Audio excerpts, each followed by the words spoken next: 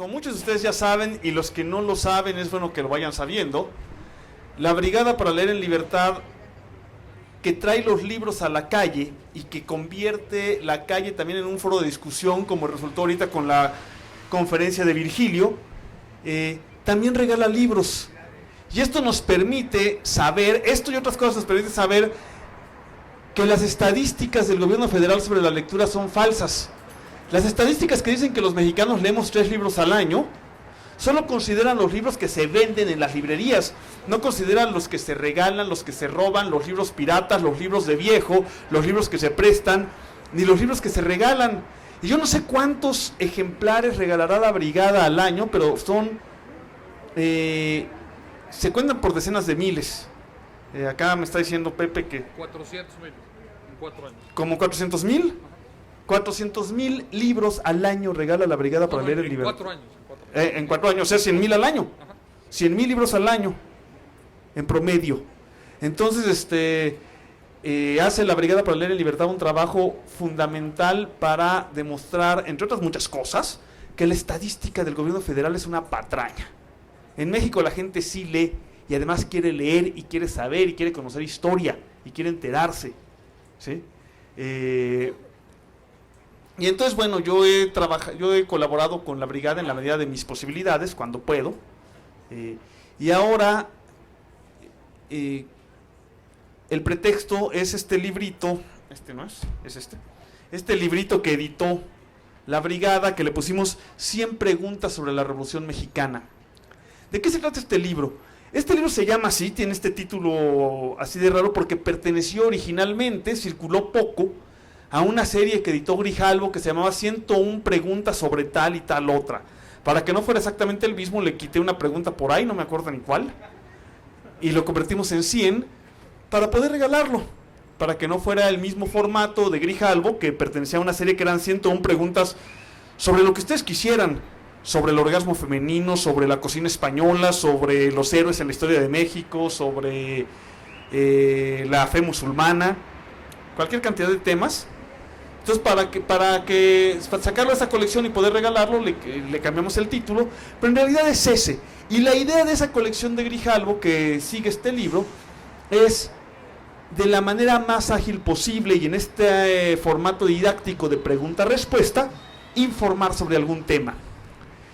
Y mi tema es la Revolución Mexicana. Yo soy un historiador académico, no nada más soy eso afortunadamente, pero también soy un historiador académico, es decir, a mí me pagan en una institución de educación superior por dar clases y escribir libros. Eso es lo que hacemos los historiadores académicos, ¿sí? De eso vivimos. Y yo he escrito un par de libros, bueno más, pero un par de libros sobre todo, sobre la Revolución Mexicana, la División del Norte, que es una historia social del ejército villista, por qué la gente seguía a Pancho Villa, y los carrancistas, que trato de hacer lo mismo, pero con el ejército carrancista.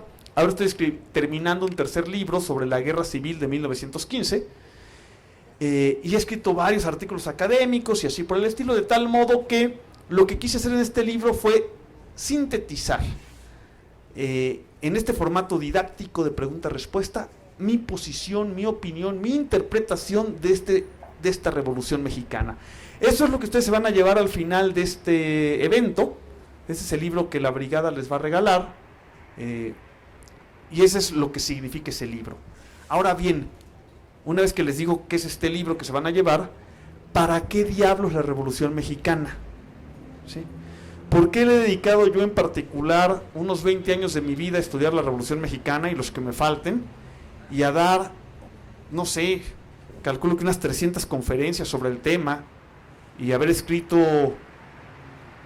pues 2 libros que yo considero grandes, pero por lo menos otros 3 más, y un montón de artículos sobre el tema? ¿Y por qué discuto en los periódicos sobre la Revolución Mexicana? Porque estamos en una guerra por la historia, porque nos están robando el país. Yo siempre he sido enemigo del gobierno, pero nunca como ahora había visto un gobierno que en un lapso tan brutalmente rápido, piensen ustedes que apenas llevamos 19 meses de peñato, ¿sí? Que en un lapso tan brutalmente rápido nos estén cambiando la cara del país de manera tan descarada, ¿sí? No es que el país anterior a los neoliberales fue una maravilla de país. No, no lo era. ¿Sí? Pero era un país que podíamos reconocer. Y era un país en el que había que combatir los males de ese país y al gobierno de ese país. Pero ahora resulta que en 25 años y de manera brutal en 19 meses, ese país que teníamos, nos lo están cambiando de tal modo que mis hijos ya no lo van a reconocer. Y lo están cambiando para mal, porque uno de los argumentos de estos cambiadores del país es, uno de los argumentos de esta gente es, los que se oponen quieren que el país siga igual, o que Pemex siga igual. No es cierto, es una mentira brutal. Los que nos oponemos a la reforma entreguista, como alguien dijo por ahí correctamente, a la reforma entreguista de Peña Nieto y sus cómplices, no queremos que Pemex siga como estaba hace un año 8 meses. El único que quiere que Pemex siga como estaba hace un año 8 meses es Carlos Romero Deschamps. ¿Sí? Nosotros presentamos un proyecto de transformación de Pemex de fondo que pasaba por algo que la reforma entreguista de Pemex no prevé, que es el saneamiento de Pemex y el encarcelamiento de todos los que han llevado a Pemex a la situación crítica en la que está actualmente Pemex. Entonces no es cierto, no es que no queramos que cambie, es que no queremos este cambio que está borrando la cara del país. ¿Qué están haciendo? Están cambiando el país para polarizarlo más, ¿sí? Para que los 60 millones de pobres ya no sean 60 millones, sino 80 millones de pobres. Y para que los 100 millones de multimillonarios, y para que los 100 multimillonarios sigan siendo 100, pero más multimillonarios. ¿Sí? Y para cambiar la cara del país, estos sujetos, estos traidores, porque eso es lo que son, estos individuos que están entregando los recursos de la patria a un puñado de grandes multinacionales, de grandes empresas multinacionales, tienen que destruir la historia de México. Y lo que han estado haciendo en los últimos 25 años o más, yo tenía que hacer cuentas, empezaron explícitamente en 1992-93, entonces ¿cuántos años son? 22 años. En los últimos 22 años, lo que han hecho en materia histórica, estoy hablando del cambio de la historia, no del cambio de la economía. Lo que han hecho en materia de la historia de 1992-93 para acá es destruir la historia de México, ¿sí? Cambiarla por otra y sobre todo tratar de convencernos primero que toda la historia que aprendimos antes no sirve, y segundo, que no hay verdad en la historia, que cualquiera puede decir lo que se le dé la gana, porque la historia solo es interpretación, es decir, que la historia no tiene nada de ciencia, ningún fundamento científico, y algunos llegan a decir, de verdad, yo estoy en la Academia Histórica, que no hay posibilidad de verdad en la historia ni en la ciencia, que se puede decir cualquier cosa, que podemos decir lo que se nos dé la gana. Si quieren ahorita platicamos sobre eso, ya a la hora de las preguntas, ¿no? Pero de eso se trata, de que no creamos en la posibilidad de verdad, de que todo lo que aprendimos anteriormente no sirve y que hay que reaprender la historia de México, pero como cuentito, que lo único que importa es aprenderla como un cuentito, porque cualquiera puede decir lo que se le dé la gana, ¿sí? De tal modo que pueden salir sujetos como Germán Martínez Cáceres, un ladrón, Germán Martínez Cáceres, que fue uno de los hombres más cercanos a Felipe Calderón, hombre de su oficina de la presidencia, y al cual se le probó los robos que hizo en la Secretaría de Energía cuando fue Felipe Calderón Hinojosa secretario de Energía, antes de ser presidente de la República, ¿sí? El ladrón de Germán Martínez Cáceres, el cínico de Germán Martínez Cáceres, porque es un ladrón, ¿sí?, puede salir diciendo barrabasadas como las que dijo la semana pasada, ¿sí? Que qué bueno que estamos enterrando a Lázaro Cárdenas, que todo lo que hizo Lázaro Cárdenas fue nocivo para el país, y que qué bueno que las magníficas reformas entreguistas de Peña Nieto ya se aprobaron, porque todo el legado de Lázaro Cárdenas hay que tirarlo a la basura, ¿sí? Al decir eso, no demuestran únicamente su cinismo, sino como dijo Paco Ignacio Taibo II en conferencia al día siguiente con Carmen Aristegui, su absoluta estupidez y su ignorancia. ¿Sí? Y de eso es de lo que se trata, de contagiarnos esa estupidez y esa ignorancia. Entonces, lo que tratamos de hacer con la defensa de la historia es recordarles, a ver, señores, esos artículos 27 y 28 de la Constitución que ustedes tan alegremente están tirando a la basura con sus reformas, son el resultado de una lucha de millones de mexicanos, ¿sí? En la cual estos millones de mexicanos derrotaron un gobierno tan entreguista como el de ustedes, pero estos millones de mexicanos se rebelaron por el resultado de la entrega de los recursos a las multinacionales, igual que lo que están haciendo ustedes. Recordarles la historia, porque recordarles la historia es, como voy a escribir en la jornada del martes, que voy a hablar de la revolución de los pueblos, escribo yo en la jornada un martes sí y un martes no, es recordarles que la revolución la causó el hartazgo de los pueblos, de las colectividades, en contra de la entrega de sus recursos, de sus tierras, de su agua, de sus riquezas del subsuelo, a las multinacionales. ¿Sí? Eso fue lo que hizo el gobierno de Díaz y eso es lo que está haciendo ahora el gobierno de Peña Nieto. Entonces recordarles, durante 35 años un gobierno estuvo entregando los recursos de la patria a las multinacionales y estuvo entregando los recursos de los pueblos a un puñado de oligarcas, a 100 multimillonarios. Durante 35 años los pueblos se amotinaron, se organizaron, construyeron autodefensas y policías comunitarias, aunque se llamaban de otro nombre, ¿sí? Recurrieron a los tribunales, recurrieron al juicio de amparo, ¿sí? Exigieron a sus diputados que los representaran y finalmente, cuando todo eso dejó de funcionar, estallaron en una gran revolución social. Y aunque la revolución popular fue vencida en los campos de batalla, obligaron a los ganadores, a través de los artículos 27 y 28 constitucionales, a revertir esa entrega de la patria. ¿Sí? Y eso es lo que ocurrió en la Revolución Mexicana. De tal modo que la corte de Enrique Peña Nieto, el gobierno del PRI, PAN y sus vergonzantes y vergonzosos aliados del PRD, ¿sí? Una de dos, o no saben historia, o son como el rey Luis XV de Francia, que sí saben lo que va a pasar, pero son perfectamente cínicos y dicen, como decía Luis XV, después de mí el diluvio. O sea, después de que yo goce todo lo que se está entregando, después de que mis hijas le den champaña a sus perros en mi avión particular, que es lo que hace la hija de Romero Deschamps, ustedes se acordarán, después de que mis hijos tengan yates y mansiones en la Costa Azul de Francia, que es lo que hace el exgobernador de Puebla, los hijos del exgobernador de Puebla, ¿sí?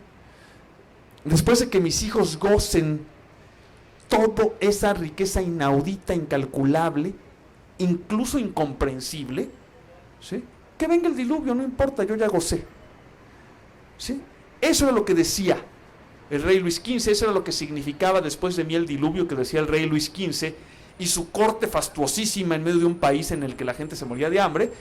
Y yo no sé, insisto, si la corte de Peña Nieto dice lo mismo después de mí el diluvio o si no saben historia, ¿sí? Si no saben historia hay que recordárselas y eso es lo que estamos tratando de hacer, lo que hace la Brigada Paralela en Libertad aquí y lo que hacemos en el periódico y como historiadores, recordarles la historia, decirles, eso es lo que les va a pasar, ¿sí?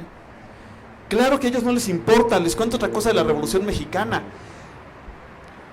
Lo que tenemos que hacer es evitar que llegue la vía armada, que llegue la revolución. ¿Por qué? ¿Por qué debemos evitar nosotros desde abajo que llegue la revolución? En la revolución, los 100 millonarios del porfiriato se murieron en sus camas en París, en Nueva York o en Londres. Ellos se van, en cuanto empiece la cosa de veras, ellos agarran sus millones mal habidos y se van a ir. Y los que mueren son los soldados, que es gente del pueblo, y los revolucionarios, que es gente del pueblo. Esos son los que mueren. Y mueren muchos. ¿Sí? Entonces tenemos también, y eso es lo que trato también de decir aquí, que evitar nosotros, porque a ellos no les interesa. Ellos están en la ética de después de mí el diluvio. A ellos no les interesa.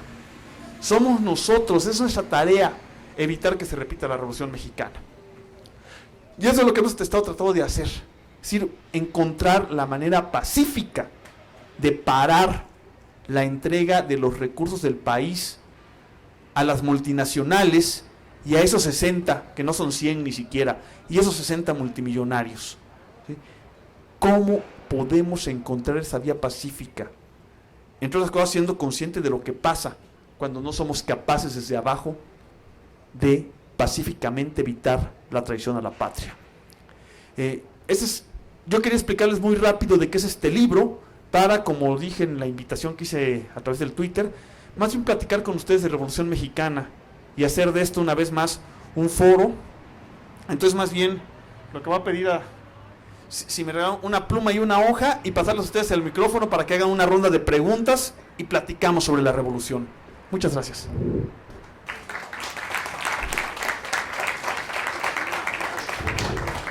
Y que role el micrófono. Yo tengo una imagen de la revolución que no me he podido quitar porque no me he metido más a fondo y quisiera que me dieras tu opinión. Bueno, aquí mi pregunta es, tú nos acabaste de plantear que la revolución fue algo que prácticamente, pues sí, los que están hasta arriba siempre se van y huyen y quien siempre termina muerto es el pueblo. Pero sin embargo, a través de la historia, y no nada más de México, hemos visto que no hay como que un cambio pacífico si no hay una guerra antes. Mi pregunta aquí más que nada es, ¿de verdad podemos encontrar un cambio pacífico, no tanto que nos funcione a nosotros, sino que acepte el gobierno? ¿Podemos encontrar un cambio pacífico que el gobierno pueda aceptar? Porque a través de la historia hemos visto que muchos países han tratado de encontrar un cambio pacífico y sin embargo ese cambio pacífico no lo acepta el gobierno. Ya hasta que estalla un tipo de revolución, ya sea aquí, ya sea en México, en Francia, en Inglaterra, donde sea, siempre estalla un tipo de cambio de gobierno hasta que hay una guerra. Y sí, lo malo es que cuando se estallan ese tipo de guerras, los que son de hasta arriba son los primeros que salen huyendo y los que mueren siempre son el pueblo. Entonces mi pregunta es esa, ¿crees que puede haber un cambio pacífico que pueda aceptar el gobierno? ¿Un verdadero cambio de sociedad que se pueda dar sin una guerra? ¿Qué punto de coincidencia histórica tienen el Madero actual, llamado el mínimo, con Francisco y Madero? Si hay alguna. No ninguna, pero ni siquiera tiene... Sí, buenas tardes. Yo tengo una duda. Últimamente he visto en las redes sociales una especie como de endiosamiento hacia Porfirio Díaz, pero es una cosa vergonzosa. Dicen que que ha sido el mejor presidente que ha habido en México, pero mucha gente, bueno, de las redes sociales, ¿quién puede tener el interés de resucitar a ese señor? Que pues a mí me enseñaron en la primaria que era un dictador, asesino, etcétera, y ahora ya lo están elevando en un pedestal, ya lo quieren traer sus restos aquí a México.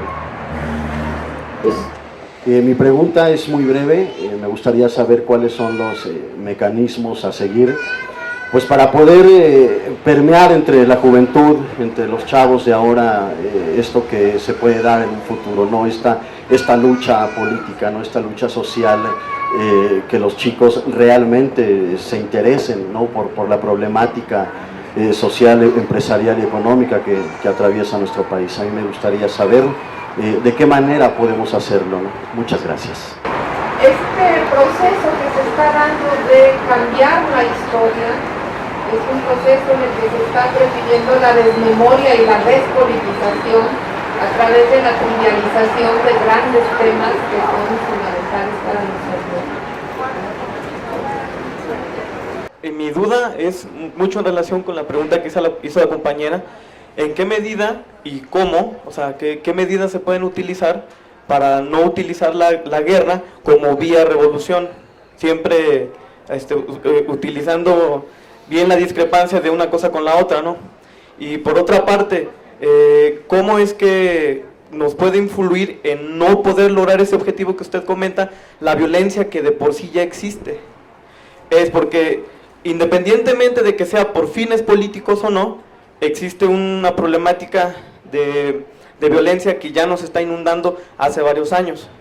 Y la otra, también en relación a lo que comentó el compañero, no tuve la oportunidad de ver quién era, pero en realidad, a mi parecer, no es cómo permear a las nuevas generaciones, más bien es cómo volvernos impermeables de todo lo que en realidad nuestros bisabuelos, abuelos y padres permitieron en relación a los errores de los gobiernos que ellos, por los cuales votaron, pues, o sea, que en qué medida, en uso de la historia y en uso del análisis, podemos impedir esa permeabilidad de las viejas costumbres de los viejos hacia nosotros y cómo volver no enajenados a nuestros congéneres. Tengo que decir que no puedo contar la revolución aquí. En media hora no puedo contarles la revolución. Lo que puedo hacer en media hora es presentarles el libro. También están a la venta esos dos libros, que son dos libros académicos. La División del Norte y los Carrancistas. Ahí en el primer estanque es el de la Brigada para Leer en Libertad.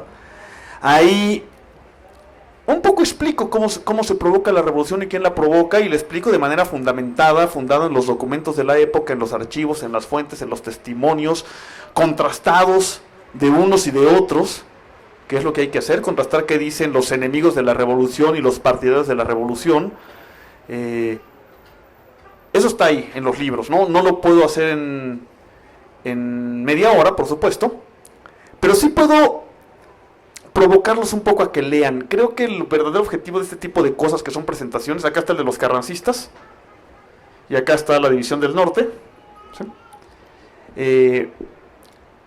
Sí puedo provocarlos a que lean, y ese es y si una presentación del libro sirve para algo, es para provocar a que lean el libro. Acá hago la argumentación, aquí no pruebo. En este libro no estoy probando, porque estoy explicando de manera coloquial lo que acá en estos libros sí demuestro, de la manera en que los historiadores podemos demostrar las cosas, ¿sí? Y sí fundamento lo que estoy diciendo, ¿no? Llévense del libro de hoy la idea de que estoy explicándoles lo que en otros libros mucho más gordos fundamento, ¿sí? Ahora, una vez dicho eso, vamos a contestar algunas preguntas sobre, más que sobre la revolución, les digo, no se les va a contar tanto ahora, sobre este proceso de falsificación de la historia, que tiene que ver, por ejemplo, con el endiosamiento de Porfirio Díaz. Aquí no se trata tanto de condenar ni de endiosar a Porfirio Díaz. El historiador no es un tribunal de cuentas, ¿sí? Lo que los historiadores tratamos de hacer es comprender a los personajes y a los procesos, ¿sí? Y también comprender a quién le interesa en este momento convertir a un personaje particular en el mejor gobernante de México, Porfirio Díaz, o convertir a Zapata, por ejemplo, en un asesino reaccionario, que es lo que los que endiosan a Díaz hacen con Zapata. Y entonces tendríamos que comprender un poco el porfiriato. Y voy a hablar muy brevemente de eso. Algunas explicaciones están ahí, otras se las puedo dar en artículos que he escrito, que si me escriben a mi Twitter se los paso de una vez. Mi Twitter es @salme de Salmerón, salme_villista, ¿sí? Les puedo mandar los artículos breves en 750 páginas sobre el significado del porfiriato. El porfiriato es un proceso que no podemos entender. Luego en México tenemos un problema, desligamos la historia de México de los grandes procesos internacionales, y el porfiriato coincide año por año con lo que llaman los grandes historiadores de Occidente, Eric Hobsbawm, Raymond Aron, Ted Skocpol y muchos otros, el proceso del imperialismo clásico. Un proceso mediante el cual 8 o 9 países que tienen acceso a cierto tipo de cosas que los demás países sencillamente no tienen, ¿sí?, sojuzgan al resto del mundo, convirtiéndolos en colonias o en semicolonias para extraerles los recursos naturales, y los sojuzgan mediante la fuerza. Eso es lo que ocurre exactamente de 1875 a 1914, el ciclo que coincide casi exactamente con el porfiriato. Porfirio Díaz llega al poder en 1877, cae en 1911, pero el modelo de político porfirista perdura hasta 1914. Es decir, el modelo político porfirista cae en agosto de 1914, cuando es destruido el régimen, justamente cuando está cayendo la época del imperialismo en Europa con la Primera Guerra Mundial. El porfiriato es, pues, el gobierno que corresponde en México a la época del imperialismo en todo el mundo, a la época del imperialismo clásico, ¿sí? Es decir, la época en la cual estas 8 o 9 potencias extraen al resto del mundo sus recursos naturales y las convierten en colonias o en semicolonias, ¿sí?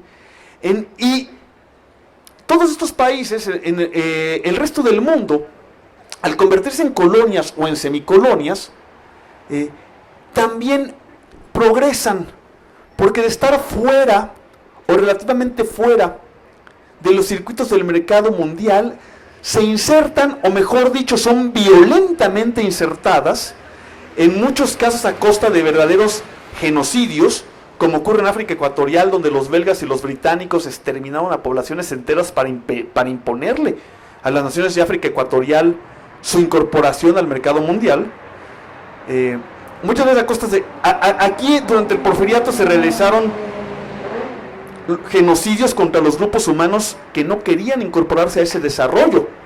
Hubo un genocidio en contra de los apaches y los comanches, que fueron exterminados durante el porfiriato, contra los yaquis de Sonora, que no fueron exterminados, pero casi,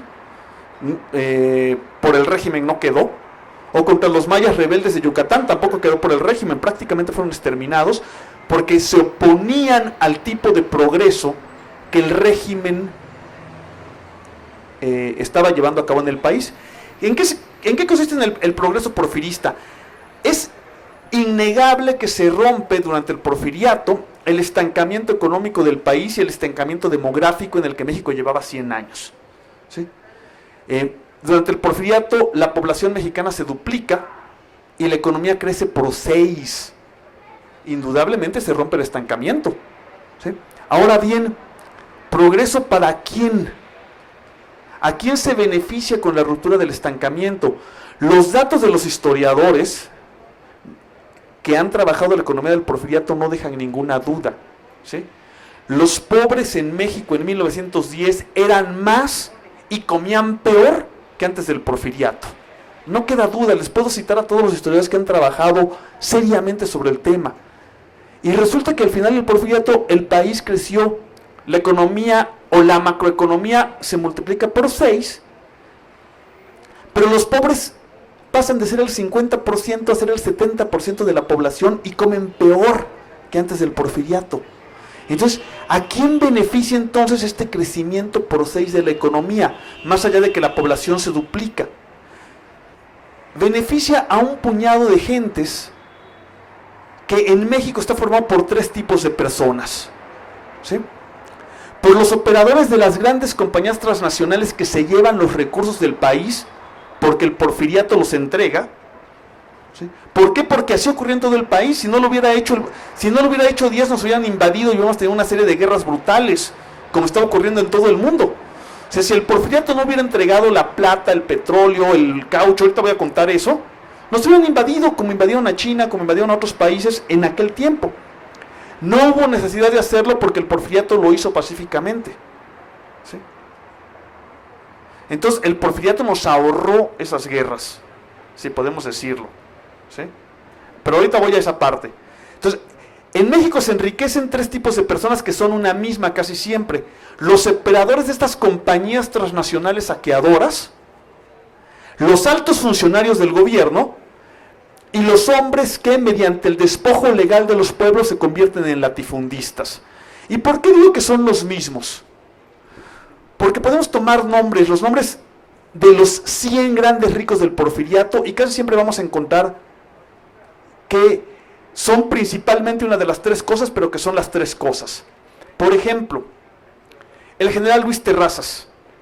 El general Luis Terrazas era propietario, él él solito, de 2.400.000 hectáreas de tierras ganaderas y parcialmente, una pequeña parte de ellas, agrícolas de trigo, en Chihuahua, y propietario de molinos de trigo y de empacadoras de carne. Pero al mismo tiempo fue durante un tiempo gobernador de Chihuahua, es decir, alto funcionario, brevemente, y al mismo tiempo era el operador en Chihuahua de la American Smelting and Refining Company. Es decir, las tres cosas. Principalmente es latifundista, pero es las tres cosas. Olegario Molina.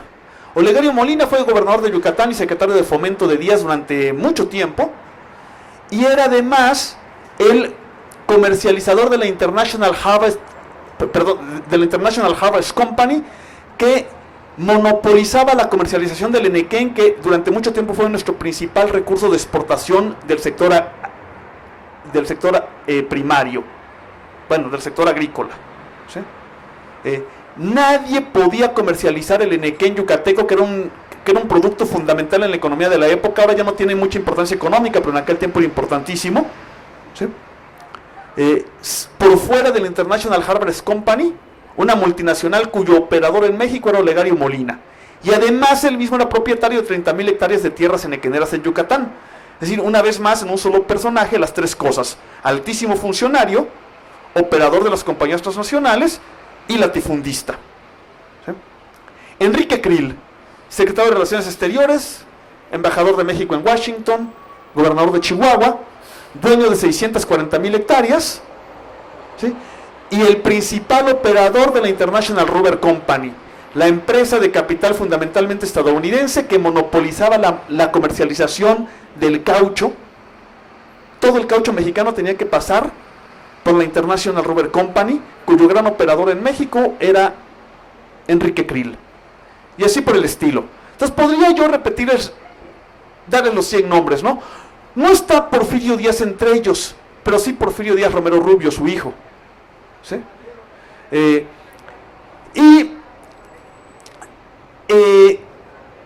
Ese es el porfiriato. Ahorita voy con Madero. Ese es el porfiriato. Entonces, ¿a quién beneficia el progreso porfirista? A estos 100 y sobre todo a las grandes compañías transnacionales. Si uno ve cómo se inserta a México en el mercado mundial y qué exporta a México, encuentra en primer lugar metales preciosos. Todavía en México, en 1910, el 40% de la exportación de México son metales preciosos.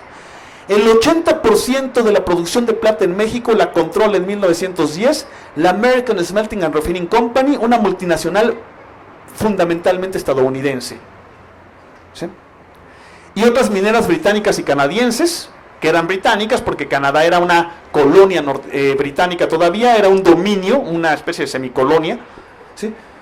Entonces, ¿quién explota la plata mexicana en un 98%?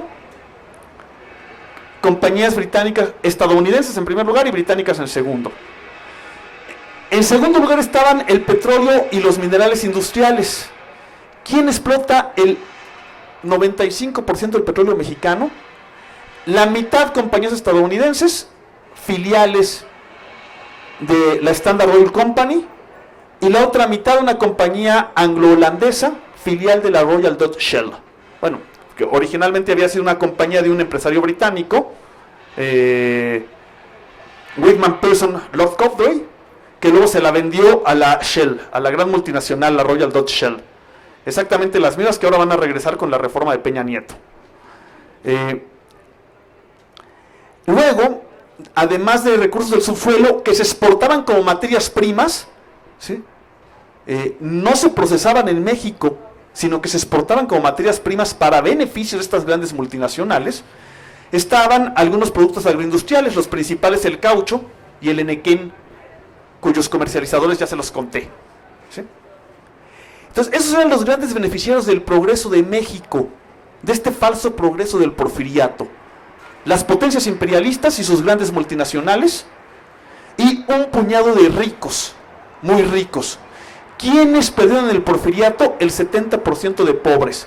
Y no lo digo yo, lo dicen Luis Nicolás Dolwer. Si ustedes leen la historia económica de la historia moderna de México y toda la historia económica de México de la época con números y fundamento, no la que se inventa, estilo Macario Escretino, la que tiene números y fundamentos, lo demuestra.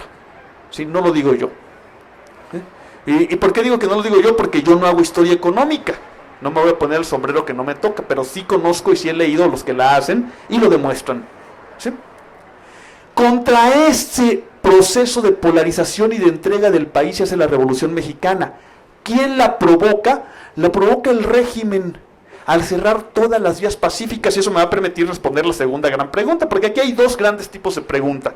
Una que tiene que ver con la falsificación de la historia y otra que tiene que ver con qué hacemos y con la violencia. También la voy a responder, las voy a responder en ese orden.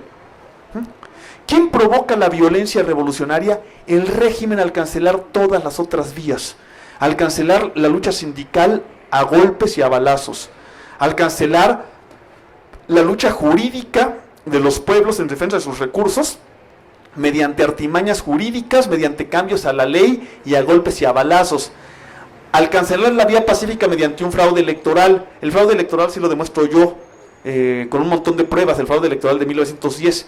¿Qué quiere decir fraude electoral? Trampa. Es probable que si hubiera habido elecciones libres en 1910, gana Porfirio Díaz. ¿Por qué? Por la inercia del régimen. Todavía era popular, tenía mucha fuerza. ¿Sí? ¿Por qué era popular? Si quieren, esa es otra pregunta de la que luego hablamos, cuando hable del porfiriato. Entre algunos sectores. Uy, por cómo se manejaban las elecciones. Pero más allá de eso, el régimen cancela todas las vías de transformación a golpes, y es eso lo que provoca la violencia revolucionaria. ¿Quién llama a la revolución? Y aquí vamos a una segunda parte de esta primera respuesta. Madero. ¿Quién es Madero? Madero es el prototipo de un tipo de empresarios que están queriendo, desde más o menos 1901, transformar el capitalismo en México. Este capitalismo dependiente, productor de materias primas para el mercado mundial, quieren convertirlo en un capitalismo industrial y quieren iniciar la industrialización de México en la industria de la transformación. Y se enfrentan estos capitalistas directamente con el régimen en varios momentos. Este tipo de capitalistas no tienen ninguna participación en la política, están excluidos de la política, aunque sean ricos. Es decir, no todos los ricos están representados en el porfiriato. Y luego tienen enfrentamientos directos con el régimen. Por ejemplo, el caso de Madero es muy ilustrativo, ese también lo cuento y lo fundamento, les muestro la documentación y los números en este libro, en el libro de la División del Norte. ¿Qué hace Madero? Madero encabeza un grupo de productores de guayule, caucho natural de una planta del desierto, en el norte de México, que intentan romper el monopolio de la International Rubber Company para construir una industria cauchera en México. Y el caucho es muy importante en aquel tiempo porque todas las llantas de los vehículos eran de caucho natural, todavía no existía el método de vulcanizado del petróleo. Entonces todos los vehículos del mundo tenían que usar caucho natural, por eso el caucho era tan importante. Ahora ya no es tan importante el caucho natural porque es reemplazable, se usa porque se quiere usar, ¿no? Pero es perfectamente reemplazable por derivados del petróleo.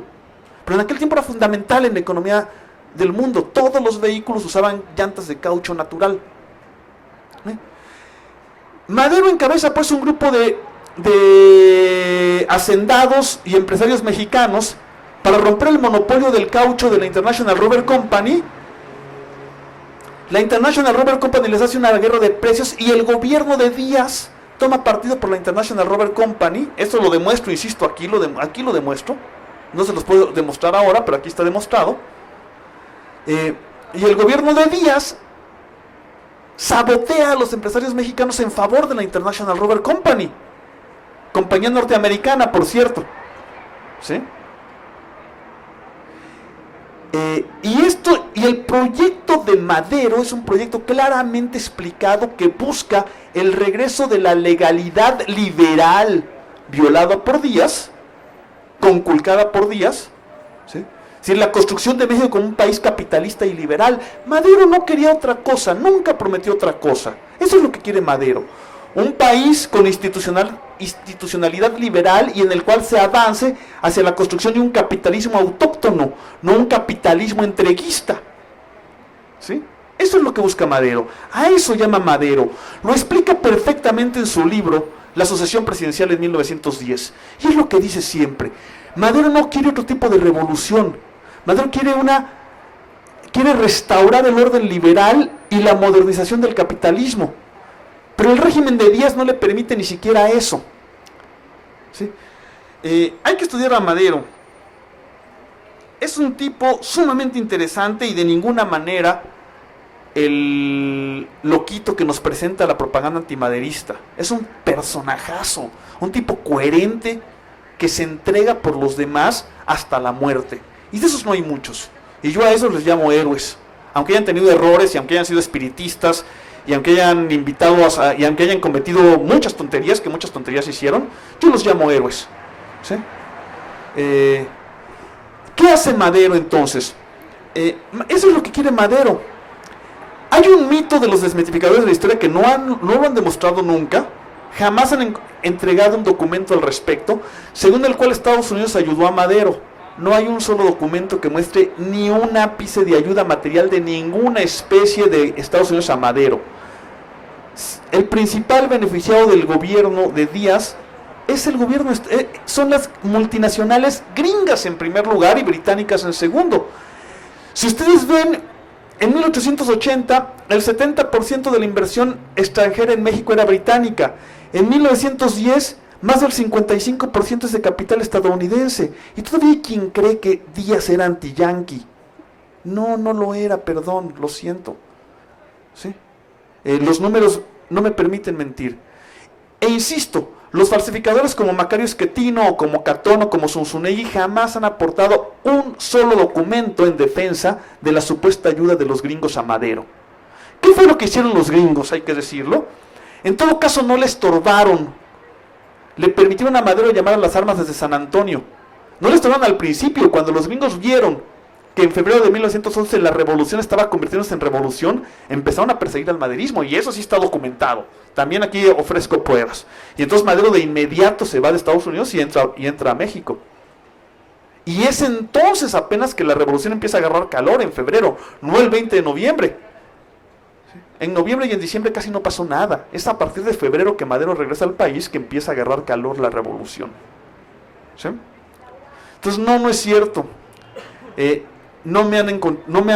Estos autores, que son muchos y que son importantes y a los que se les da mucho peso y que publican mucho y que hablan mucho en el radio y que tienen apariencia de seriedad, jamás ninguno se los he dicho en el periódico, no me han contestado, o sea, se los he escrito, jamás han mostrado un solo documento en el que muestren ninguna ayuda del gobierno de Estados Unidos a Madero. Esa es la revolución. Ahora, ¿qué pasa con la revolución? Que a partir de Madero, que no es un revolucionario, se van armando dos proyectos de revolución. Un proyecto de revolución política, que busca llevar más allá lo que propone Madero, un cambio de régimen político, pero también empiezan a surgir los que proponen una revolución social, que por cierto sí desde el principio ven el asunto del tema del subsuelo fundamental. El tema del subsuelo aparece en el plan de Texcoco y en el plan de Tacubaya en 1911. ¿Sí? Fundamental. Y había aparecido, yo les puedo decir que 5 de los dirigentes de la huelga de Cananea se van a convertir en generales revolucionarios y 2 de ellos en diputados constituyentes. El principal de ellos, Esteban Vaca Calderón. ¿Sí? Y que si ustedes leen las demandas de la huelga de Cananea, la fundamental es el rechazo al saqueo de la Cananea Consolidated Copper Company. Bien claro, bien preciso.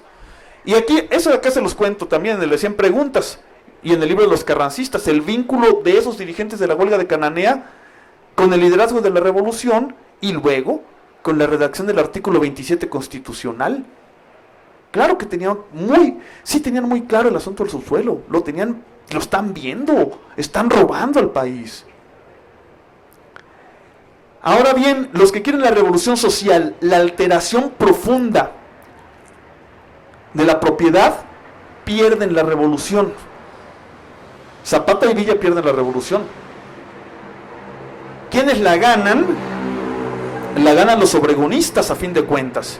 ¿Qué quieren los obregonistas? La modernización del capitalismo en México, la modernización pragmática del capitalismo en México. ¿Que son buenos? No son buenos. ¿Que son mejores que el porfiriato? Sin duda. La modernización impuesta por los sonorenses permitió que este país dejara de ser una semicolonia de Estados Unidos y se convirtiera, querámoslo o no, porque eso somos, aquí estamos diciéndolo, un país soberano con una cultura propia.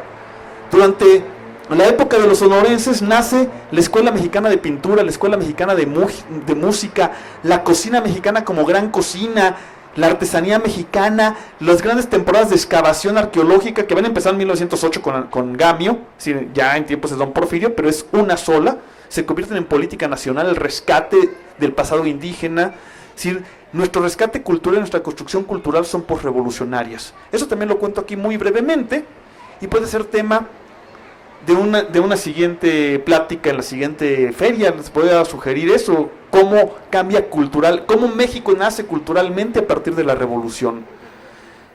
Entonces, ahora bien, termino esta parte de la respuesta que les dije, iba a agrupar en dos grandes respuestas. ¿Sí?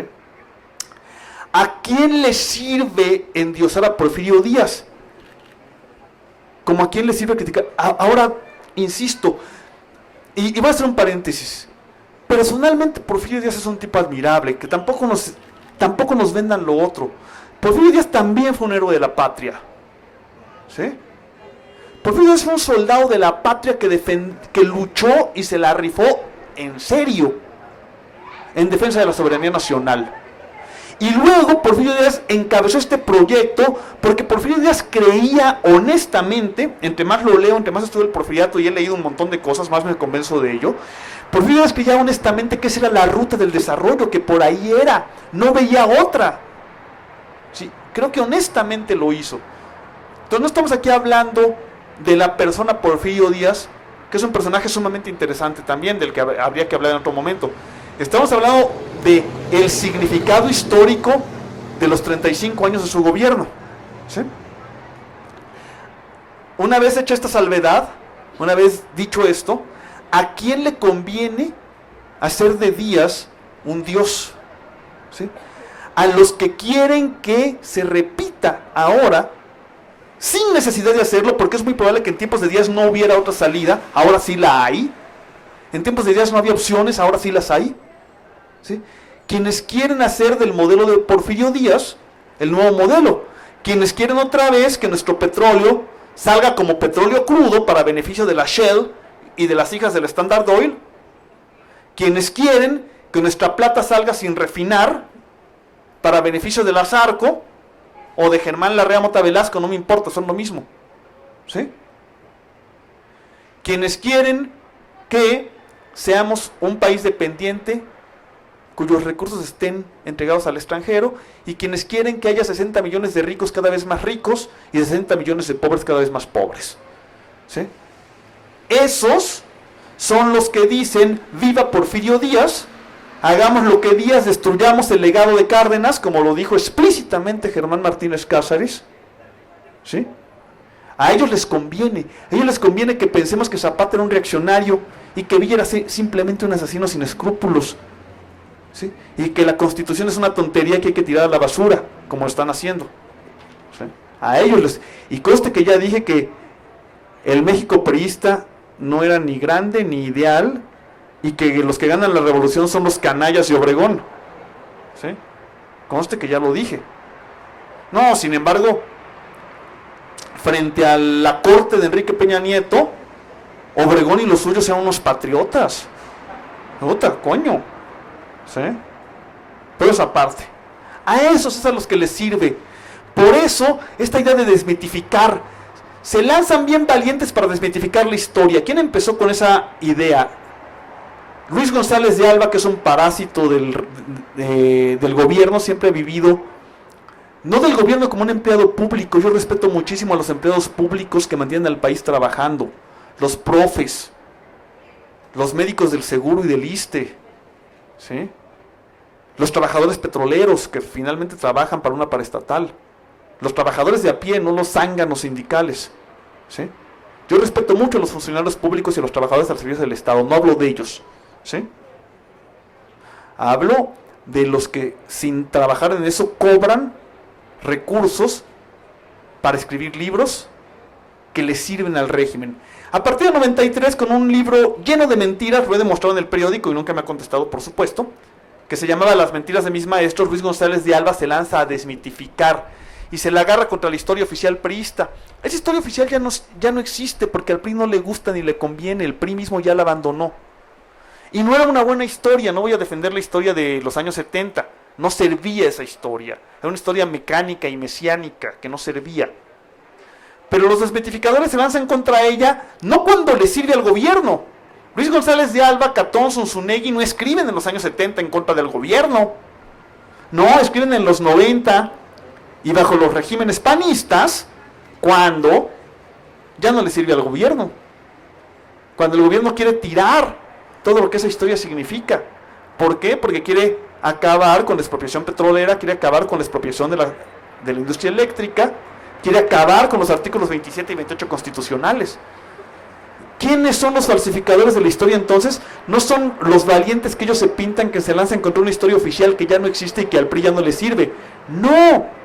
Son intelectuales al servicio del régimen neoliberal. Esos son. Y cobran directamente del régimen neoliberal. Y por eso salen tanto en la tele y en el radio. ¿Sí? No por valientes. Si hubieran sido valientes, lo hubieran hecho en los años 70, como lo hizo Adolfo Gili, como lo hizo Arnaldo Córdoba, ¿sí? Como lo hizo don Federico Katz, personaje entrañabilísimo, gran historiador. No, lo hacen ahora, ¿sí? Casualmente.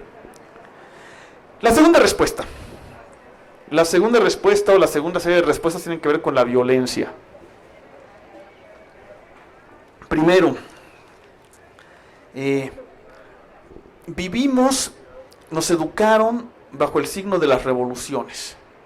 La gran era de las revoluciones. Entendimos, porque así fue en la Edad Moderna, que solo mediante la violencia se podían cambiar realmente las cosas. Porque desde la Revolución Francesa, que abre la modernidad, hasta las guerras de liberación de África y de América Latina, en la década de 1960 y 70, ningún cambio importante ocurrió a nivel social sin violencia. ¿Sí? En efecto, así fue. ¿Sí? O sin que lo acompañara la violencia. Porque incluso, por ejemplo, la lucha por los derechos civiles, cuya figura más destacada mediáticamente es Martin Luther King, un gran pacifista, no se dio sin la enorme violencia que ejerce el establishment contra los negros rebeldes y sin la violencia de algunos de los negros rebeldes en el Black Panthers Party, por ejemplo, o en el Black Power. ¿Sí? Incluso la independencia de la India, gestionada por otro gran pacifista, Mahatma Gandhi, no se da sin la enorme violencia que ejerce el Estado británico, el Imperio británico contra los indios. Y les llamo indios para distinguir hindús de musulmanes, porque hay varios. Y luego la terrible violencia social y religiosa entre indios hindús e indios musulmanes, que amarga los últimos años de la existencia del Mahatma Gandhi. Entonces sí, en efecto, nacimos, vivimos, crecimos bajo el signo de los cambios revolucionarios. Ahora bien, el ciclo de cambios revolucionarios para mí se cerró en la década de los 70, de hecho en la década de los 60, incluso por una cuestión tecnológica. Ya no es la tecnología bélica actual, la tecnología de espionaje y la tecnología de comunicaciones, ya no hace posible que la gente de a pie tome las armas y tire al gobierno. Sin embargo, sí es posible que a través de cierto ejercicio de la violencia pasen cosas, ¿sí? Las policías comunitarias de Guerrero nos los demuestran todos los días. ¿Sí? Las autodefensas de Michoacán nos los demuestran todos los días. ¿Sí? En ese sentido pueden bajar de la página de la brigada el último libro de la brigada, que es el libro Hermanos en Armas de Luis Hernández Navarro, que nos lo cuenta. Pero ya no se puede tirar al gobierno por la vía armada. Y además es cada vez más doloroso. Piensen ustedes que la Revolución Mexicana, según mucha gente, provocó 1 millón de muertos. No, yo no creo que hayan sido 1 millón de muertos, pero unos 300,000 sí.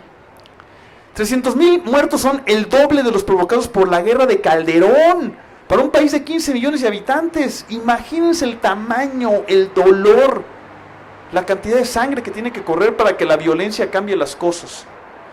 Por esas dos razones creo que estamos ante un desafío. Se acabó la era de la violencia revolucionaria, tenemos que encontrar necesariamente otra vía.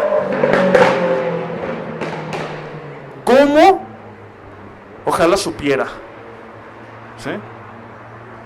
¿Cómo? No sé. La verdad es que no sé.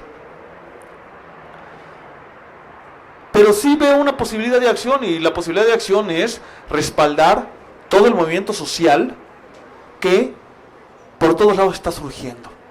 Todas las quejas de los pueblos en todos lados contra las mineras, contra el gas, contra el fracking, contra el Walmart, como vamos a hacer en mi pueblo el sábado que entra, allí en San Pedro Mártir, en Tlalpan. En todos lados, en todo el país. Los yaquis en defensa del agua, apoyarlo y tratar de nuclearnos en donde estén surgiendo grupos que lo están nucleando. Yo les puedo decir lo que yo estoy haciendo sin decirles que ese es el camino, porque no lo sé, ¿sí? Lo que estoy haciendo, además de escribir historia y de escribir de la historia, es en la práctica, pues yo milito en un grupo que para mí está proponiendo una alternativa, ¿sí? Y que está haciéndolo a nivel nacional, que es el Movimiento de Regeneración Nacional, ¿sí? Esa es lo que yo he visto en este momento, pero la verdad, honestamente, pero yo trato de ser honesto, yo no les puedo decir cómo. Sí les puedo decir que creo que por la violencia, no. ¿Por qué? Por las dos razones que ya les di. ¿Sí? Tampoco puedo condenarla. Yo veo a los compañeros zapatistas o los compañeros de Guerrero y veo que no les dejaban otra opción. No puedo erigirme juez y condenarla. ¿Sí? Pero sí veo, y honestamente se los digo, no sé. No sé, pero creo que por ahí no es. Y les digo honestamente, porque yo no me escondo, qué es lo que yo trato de hacer. Y pues si les parece, pues nos vemos en el próximo tianguis y platicamos ahorita, si quieren en corto, un poquito en la firma, ¿no? Si hay alguna preguntita corta que quede, pues lo vamos platicando ahorita en la firma. Y les van a regalar el libro a los compañeros de la brigada para leer en libertad. Y compren, ¿no? Compren este, ay, si quieren saber más. Por la infamia del eje van a dar a precisamente la embajada de Gilberto Bosques. Y allí Gilberto Bosques dice, no, necesitamos más espacio. Le renta al gobierno francés 2 castillos en ruinas. En uno pone a las mujeres y a los niños y en otra pone a los hombres. Y los españoles, los judíos, los comunistas, todos estos comenzaron no solamente a reconstruir los castillos, sino a tener una vida cultural al interior. Empezaron a organizar canto, empezaron a organizar danza.